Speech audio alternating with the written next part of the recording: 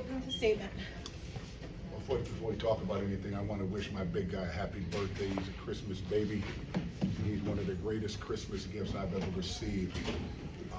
So I want to say happy birthday to my guy, Thomas Sorber, right? And Merry Christmas to all of you. That was like a typical Big East backyard brawl, right?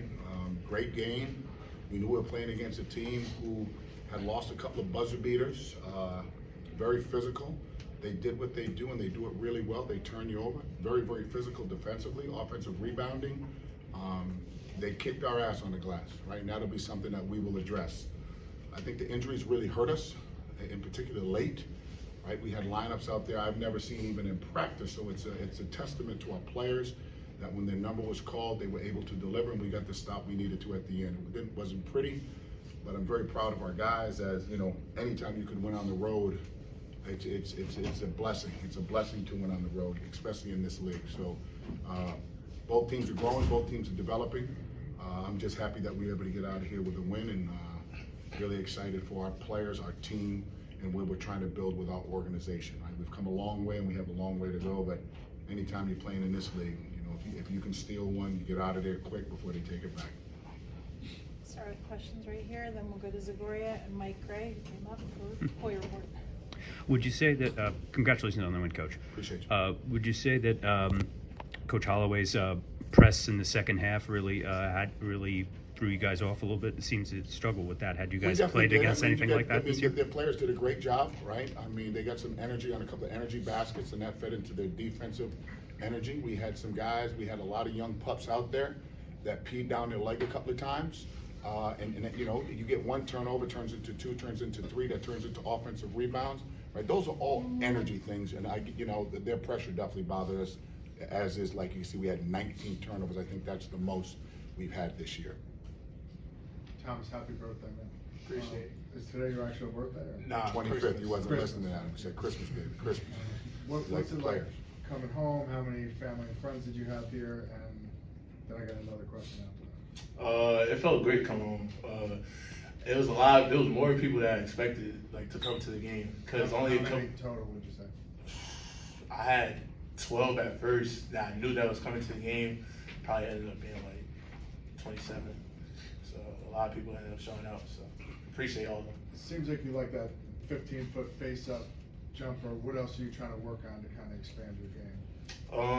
I'm still working on that, and I'm also trying to work on my outside range as well. But you know, I'm trying to work on anything to like make my game like expand. Mike Gray right here. Coach Mike Gray, Hey, Hoyer Mike. Report. Second straight game in a row where late in the second half you had an offensive slump, but the defense was able to hold it down for you. What did you think about that for this game, and also just how the defense was able to continue to hold off the offensive Well, the slump? defense is carrying us with Malik Mack out, nursing, you know, his injury. You know, we've had to try to adjust with PV on the ball, with Epps on the ball. Then Epps goes down, PV fouls out.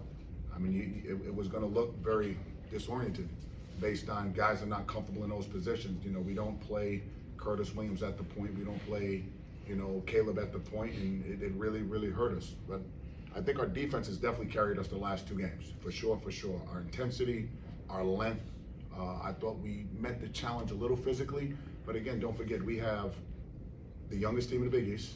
We have the fourth youngest team in all of college basketball. So it's a credit to our young babies who are growing up really, really fast. Let's go over to Jerry Carino, back to Adam. You've been a mentor to Shaw. What would you say to him as he's going through probably his first really tough season as a head coach and the challenges he's facing program?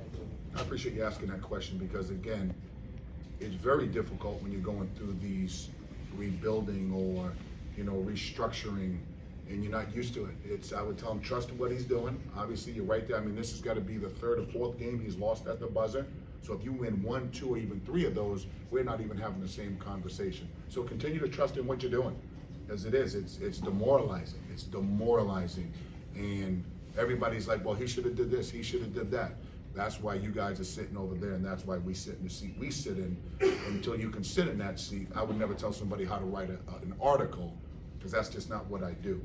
Do what you do, man. He's a great coach, one of the youngest, brightest coaches in the business, and obviously one of the sharpest ones in the Big East. And what do you see from Isaiah Coleman? It seems to be more and more his team. He's scored 20 plus 4 times, and it seems like they're sort of lacking point guard play. What do you see from that point guard situation? I mean, I can't coach somebody else's team. I just know he's a really good player. I mean, he can score it off the bounce. He can shoot threes. He's physical. He can defend. He can get out in transition. Yeah, he's a really, really good player, you know, and, you know, I'm pretty sure somebody will step up. It's early enough in Big East play. You know, we'll go home for a couple of days for Christmas, then get back.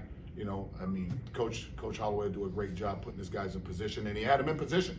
You know, it was down 11, down 12, whatever it was, to put them right there with the ball to win the game. Again, 3 or 4 games at the buzzer.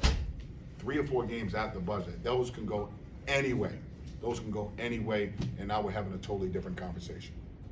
Let's go to the front row right here and then follow up with Mike Gray. Coach, last week at Syracuse, you said was the biggest win you'd had at Georgetown so far, and now a week later, 2 more wins. How important of a 9-day stretch is this for you building this program? I think it's very important, and up to that point, well, first of all, any win is the best win of your career, right?